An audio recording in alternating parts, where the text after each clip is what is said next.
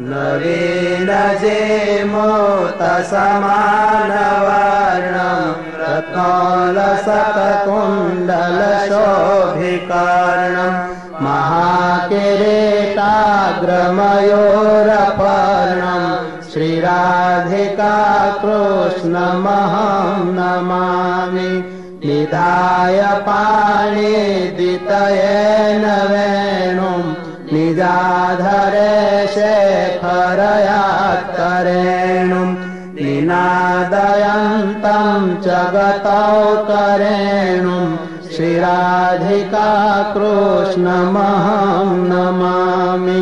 विशुद्धहेमोज्ज्वलपीतवस्त्रं भतारियुतं च विनापि शास्त्रं व्यर्थीकृतानेकसुराद्विरस्त्रं श्रीराधिका कृष्णमहं नमामि।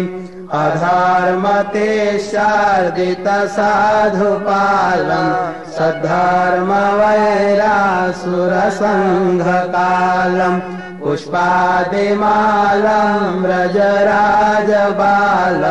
श्रीराधिका कृष्णमहं नमामि।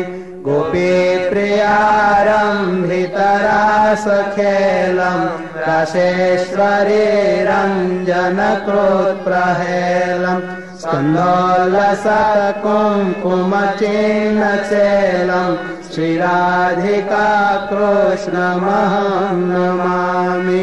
वृन्दावने प्रीततया वसन्तं निजाश्रितानापरोद्धरन्तं गोगोपगोपीरभिनन्दयन्तं श्रीराधिका कृष्णमहं नमामि। विश्वाद्विसन्मन्मथदर्पहारं संसारि जीवाश्रयणीयसारं सदैव सत्पुरुषसौख्यकारं श्रीराधिका कृष्णमहं नमामि।